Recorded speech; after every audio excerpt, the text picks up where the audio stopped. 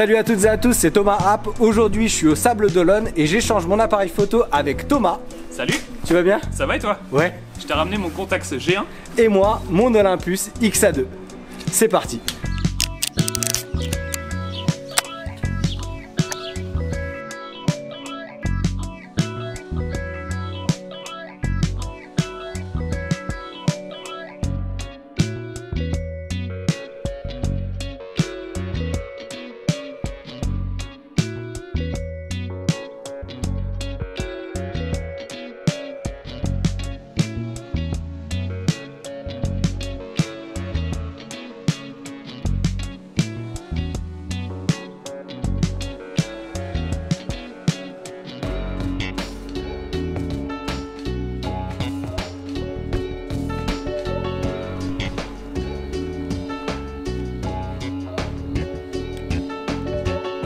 J'ai découvert le travail de Thomas sur Instagram après qu'il m'ait contacté. Il habite Montréal et il était de passage en Vendée pendant les fêtes de fin d'année. On s'est retrouvés au Sable d'Olonne pour échanger nos appareils argentiques. Il m'a prêté son Contax G1 et moi mon Olympus XA2, deux appareils 35 mm. Pour tous les deux, c'était la première fois avec ces boîtiers. Je te présente le Olympus XA2.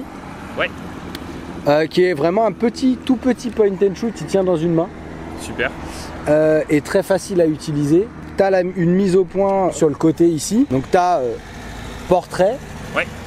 Photo de groupe, paysage. Ok. Photo de groupe, c'est... en gros, portrait, ça doit être 0,8, 1 mètre. Okay. Photo de groupe, 2 mètres, 3 mètres. Et ensuite, au-delà, c'est l'infini. Comparé au XA1, c'est un appareil, le XA1, tu avais possibilité de régler l'ouverture et la mise au point. Et ensuite lui il calculait la vitesse en fonction de ça et tu avais un marqueur dans le viseur qui te permettait de le savoir. Celui-là il est encore plus simplifié, c'est-à-dire que tu règles tes ISO sur la façade avant ici et tu fais ta mise au point au jugé là, et en fait la cellule qui est au-dessus calcule automatiquement un ratio vitesse-ouverture qui correspond à ta scène. Tu mets ta péloche, tu mets tes ISO et puis c'est fini. Et c'est tout. C'est fini. La possibilité ici d'ajouter un flash dont on n'aura pas besoin. Ouais. Sinon, en dessous, tu as très simplement un check de batterie et un retardateur. Ok. Voilà. Il s'ouvre, il se ferme comme ça. Et en prise de vue, le déclenchement, c'est le petit bouton rouge. Ok, d'accord. Pour charger et ouvrir le dos du boîtier, tu es obligé de fermer là et de tirer la goupille ici. Et tu charges. Ouais, c'est minimaliste dedans. Ouais. Ok, alors moi je t'ai ramené mon Contax G1. Donc pareil, il y a eu deux générations G1, G2. Celui-là c'est la première génération, donc 1994. Ok. Ça fait pas longtemps que je l'ai. Donc j'ai jamais eu d'appareil moi automatique avant. Donc c'est un appareil presque entièrement automatique. Il y a juste donc ici l'ouverture que tu vas régler de 2.8 à f22. Tu peux passer en manuel si tu veux, mais je trouve que tout l'intérêt du boîtier c'est de rester auto et de shooter rapidement. D'accord. Tu as l'option donc de shooter en simple, tu as l'option de shooter en continu. Alors attends, si je bouge là. En continu, c'est un mode semi-rafale un peu, enfin pas rafale, ouais, mais genre. En fait, tant que tu vas rester sur ta mise au point et enfin à mi-course, il va shooter. Ah, okay. Mais il refait l'autofocus à chaque shot, c'est pour ça que tu as un petit délai. D'accord, ok. Tu peux surexposer directement avec la compensation ou sous-exposer ici. Tu peux faire un truc un peu bizarre, tu peux faire ta mise au point avec la roulette ici. Donc là tu es en autofocus, mais tu peux si tu veux passer directement en mise au point manuel, mais pas tout à fait. Mais pas sur l'objectif? Non, pas sur l'objectif. C'est vraiment ici que ça se passe sur la roulette. D'accord. Tu as le on-off ici. Ok. Ton nombre de vues qui est là. Ok. Tout est automatique, tu charges ta pellicule, elle avance tout seul, elle se met au 1 direct. Et dès que tu as fini, ça rembobine direct tout seul. Ok. Tout l'intérêt de l'appareil, c'est aussi le fait d'avoir accès à ces objectifs-là. Donc Zeiss, celui-là est vraiment bon, c'est un 28 mm de 8. D'accord. Hyper intéressant. Télémétrique, donc tu regardes pas par l'objectif. Et un petit défaut, le viseur est minuscule, faut s'adapter un petit peu à mettre son œil au bon endroit. Ok. Bon, il y a un truc que je peux montrer qui est intéressant quand même avec l'appareil. En fait, c'est l'objectif. Donc c'est un objectif qui est super proche du film. En fait, tu vois, il avance. Pardon. Ah oui, d'accord. En fait, il avance pour être très proche du film. D'accord. Ce qui donne du coup belle netteté, beau résultat, puis belle couleur. Il n'y a pas trop d'air en fait entre l'objectif et la pellicule, quoi. Hyper proche et ah oui, il sort un peu comme ça. Ouais. C'est assez typique de tous ces objectifs là en fait sur le Contax. Et puis bah, sinon, assez petit, rentre dans la poche, mais il pèse quand même un petit peu son poids, je te le confie. Ah oui, quand même. Il a un petit poids. Ah, on sent qu'il est métallique, quoi. Ouais. Enfin, qu'il est fait robuste, de métal. ouais. Robuste, c'est ça. C'est ça, puis bah, pour le petit écran, du coup, je te montrais, tu as les deux boutons là. Donc là, tu es en DX, quand tu vas chercher ta péloche, ça va se mettre direct. Et puis après, tu peux changer dans les différents modes. D'accord. Donc simple, continu, retardateur ou double expo. Double expo? Ouais, double expo. Comment on fait? Tu shootes une photo, tu shootes l'autre. Ça passe à la suivante. Ah ouais, d'accord. Contact G1, il y a une autre version qui existe avec un collant vert dedans. Donc un petit autocollant vert. Et cette version-là, il prend tous les eyes, tous les objectifs eyes de la gamme. Moi, je peux pas mettre de 35 mm sur celui-là. D'accord, ok. Là, c'est vraiment le 28 standard, mais qui est quand même hyper agréable à shooter. Ok. T'as une belle. Et c'est la seule optique que tu as avec celui-là? C'est le seul que j'ai, ouais. Trop bien. Je voulais avoir quelque chose, un boîtier simple, tout en un, que je peux prendre tout le temps. Ouais. J'ai pas besoin d'avoir tout mon setup d'objectifs. Ok. Et le 28 mm s'y prête super bien parce que t'as. Bah, c'est cool, c'est grand angle, c'est sympa. Ah bah ça va être bien, je vais m'éclater. Attends, il monte à combien là? En vitesse, je veux dire. 2000. 2000, ouais. Pas ce qui est mal. quand même pas mal, 2000. C'est bien. Ouais, c'est pas mal. Bon, après, on va pas avoir des trucs qui bougent de ouf là, mais non, je on pense sait pas, jamais. Mais, ça peut te servir. Ça peut me servir, on sait jamais. Vas-y, niveau pellicule, excuse-moi. Niveau pellicule, je t'ai amené des trucs que je shoot souvent, que j'ai pu trouver surtout en ce moment avec les films, c'est un peu galère. Ouais, la couleur, c'est la guerre. Ouais. Donc Cinestyle 800T, normalement c'est pellicule tungstène pour la nuit. Je sais pas si tu vas la prendre, mais ça peut se faire. Il y en a qui shootent, ça avec un filtre jaune. Ah oui, je vois. Rebalancer en journée. C'est peut-être risqué. Ah, ce serait intéressant de la Cinestyle en plein jour.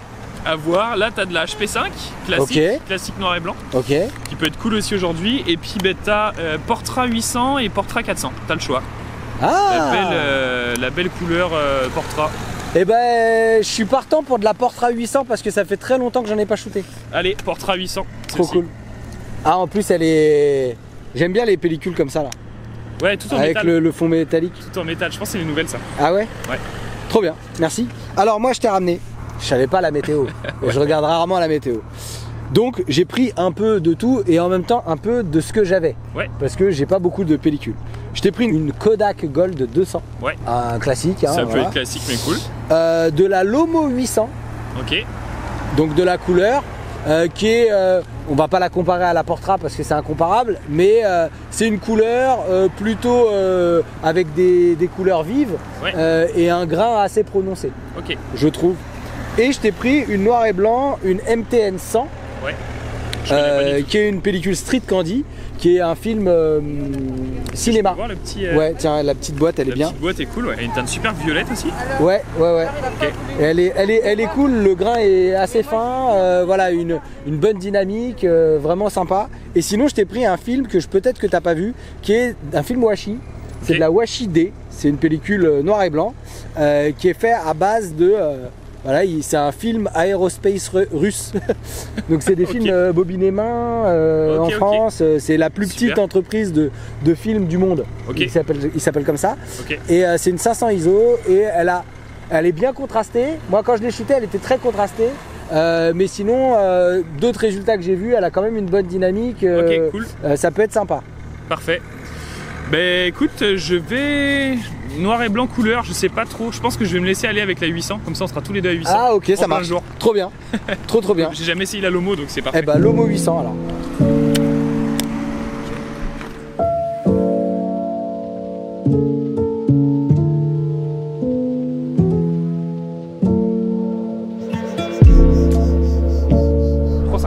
Ah ouais, c'est F3.5, F14. Ok. Et la vitesse c'est 2 secondes, 1/750e. Ouais, c'est ça. Le machin. Parfait. Et la mise au point minimum est à 1m2. Donc le portrait c'est 1m2. Ok, puis là faut pas que j'oublie pour le paysage. Ouais, si je shoot quelqu'un à 3 mètres, je me mets en photo de famille genre. Ouais, je dirais. Le voiturateur est tellement discret que. T'étais pas sûr? Ouais, j'étais comme. Ah non, c'est bon. Attends, mais moi ça y est, je suis parti. Hein. Putain, le contre-jour c'est dur.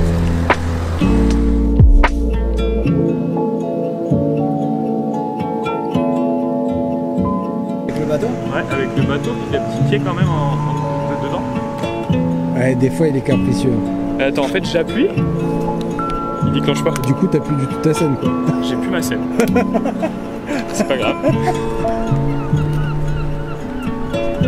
Je vais faire que du contre-jour, ça va être n'importe quoi. Mais moi je crois que je vais en faire un. la regarde, Julia.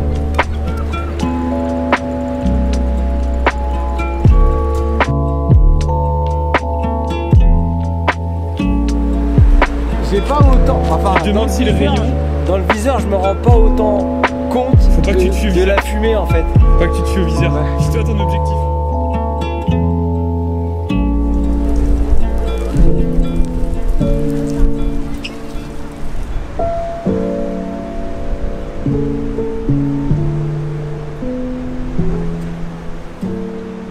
Ah oui, d'accord. Ah, j'ai un dilemme. Je voulais faire la mise au point au loin, donc il faisait mise au point au loin, mais calcul d'exposition au loin. Exact. Et en fait, je voulais l'exposition pour en bas, mais du coup, il me refaisait la mise au point pour en bas. C'est là où tu peux point au centre et recadrer après. Faire mi-course au centre, enfin sur ton truc et puis recadrer ensuite. Ouais, mais moi, je voulais la mise au point là-bas, mais quand je faisais mi-course, Ok, il ouais. faisait le calcul de l'expo avec la mise au point. Ok, je comprends. Et Ouais, du coup, c'est j'étais évident. cuit. J'étais cuit. Bon, bah finalement, j'ai fait une mise au point à 5 mètres. Bon, en fait, c'est intéressant la géométrie là. Ouais, c'est ça que j'ai bien aimé aussi.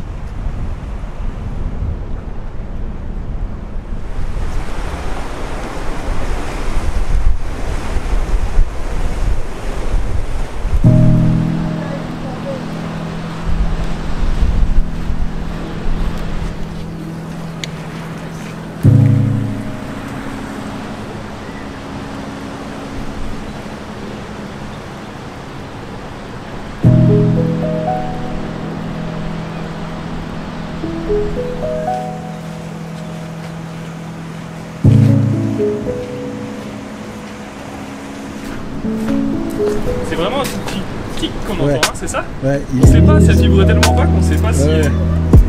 si ça prend.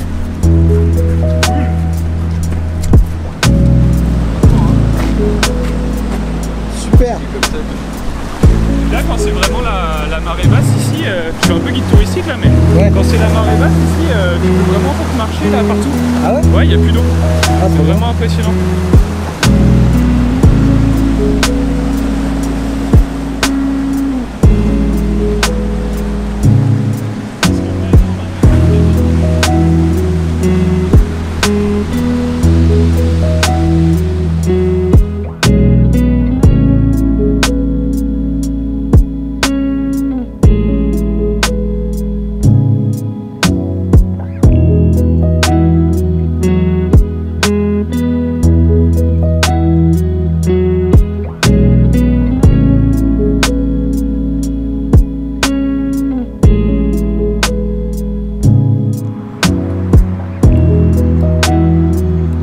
Un essai. T'as réussi? Ouais, ça shoot, ouais, c'est bon. Quand je vois que ça shoot pas, je le reset. À chaque fois que tu le fermes et tu le réouvres, il se remet. Oui. Il se remet en bas. Ouais. Et du coup, si tu crois que t'es encore à l'infini, t'es niqué. C'est dans la merde. Là, depuis quelques temps, c'est ça que je kiffe.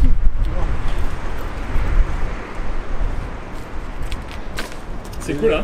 La vue dans les Dans baies, les ça reflets, monte. ouais, c'est très cool. Il y a la personne à l'intérieur qui se croit qu'on l'a pris en photo, Ouais. mais en fait, on ne la voit pas. On la voit pas. T'as réussi à la voir, ça? C'est trop cool. Et j'arrive pas à savoir si on va le voir bien le mur derrière. Ta photo est bonne avec le rayon, mais je vais pas la refaire. Et surtout que lui, il va être beaucoup moins sympa que le Contax. Ouais, je vais avoir tout qui est flou, c'est pas possible. Ok. Ah oui, à cause de... Ouais, mais en fait ça revient à chaque fois puis je fais du paysage. Bah, je vais voir. La Lomo, tu penses qu'elle va la prendre le contraste? Ok, c'est bon. Bah, c'est pas tant la Lomo que le calcul de l'appareil. Ouais, d'accord. Monocorde, enfin tu vois. Avec des couleurs et des lumières quand teintes même. un peu pastel en 800, en portrait 800, je pense que ça va être... Ça va être malade.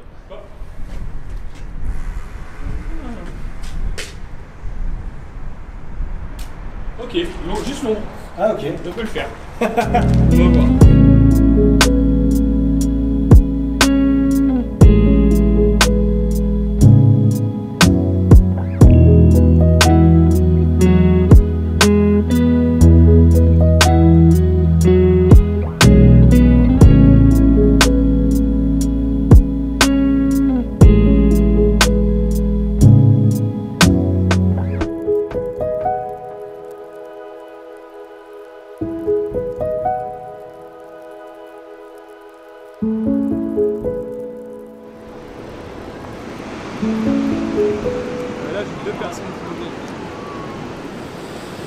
voir quelque chose.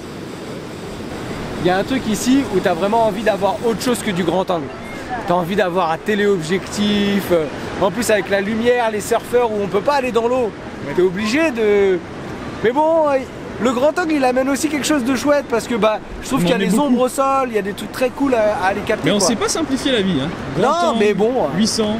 Ouais, 800 par beau temps avec des grands angles. 28 et 35 pour toi? Ouais, 35. Expérimentation totale. Hein. Ah ouais, mais trop bien, trop bien. Qu'est-ce que t'as pensé du Olympus XA2? Alors écoute, ça m'a sorti totalement de ma zone de confort. Ouais. Parce que bah, déjà jamais de point and shoot, à part celui-là qui n'en est pas vraiment un. Oui, non. Mais là en fait on a l'impression de tenir un jouet, mais ouais. on sait quand même qu'on a une petite optique sympa. Ouais. Par contre après ouais, des petits soucis de déclenchement là, puis le fait quand tu fermes finalement que ça revienne dans la position, on verra. Quand tu fermes le boîtier, en fait la mise au point se remet à photo de groupe. Le côté que j'ai bien aimé c'est ça quoi, c'est ça oui. Dans la poche comme un téléphone portable. Ouais. Donc c'est hyper appréciable. Ouais. J'aurais peut-être dû rester à 800, j'ai été foufou à vouloir surex, on avait déjà tant assez de lumière. Ouais. C'est étonnant d'avoir le viseur au milieu en fait. Vraiment, tu sais que la lentille est juste en dessous. C'est pas habituel. D'habitude, on est plus comme ça. Ouais. Je serais curieux de voir ce que ça donne au flash. Ah oui. C'est une autre fois. Ah oui, carrément. Puis, mais moi-même, je l'ai jamais trop testé le flash. Hein. Ouais. Jamais trop, parce qu'en fait, je trouve que c'est pas l'appareil qui est évident à trimballer en soirée. Je trouve qu'il est cool à trimballer en voyage, dans la poche, un peu tout le temps dans le sac à dos. Moi, j'ai fait beaucoup de... Tu vois, quand je pars en vadrouille, que je pars en tournée ou que j'ai besoin d'un appareil un peu facile d'utilisation et que je veux avoir quand même un bon rendu, bah je prends ça quoi. Ce que j'ai trouvé super cool par contre, ce que j'ai pas utilisé mais que je serais curieux d'utiliser, bah, c'est au final l'option retardateur, batterie check, je trouve que c'est des petites options cool. Bah batterie check c'est plus pour savoir si t'as encore des piles. Hein. Ouais c'est ça, mais c'est quand même cool d'avoir ces options là, tu sais que tu tombes pas en galère. Oui. Et puis bah, pour le retardateur, bah, pour un appareil comme ça c'est une belle option je trouve. Ouais, moi j'ai fait quelques photos au retardateur avec, j'aime bien. Tu vois, tu le poses sur un rebord, tu peux te faire un portrait facile quoi. Exact. Sur le Contax G1, ce qui m'a plu, bah, c'est de pas trop avoir à réfléchir les réglages.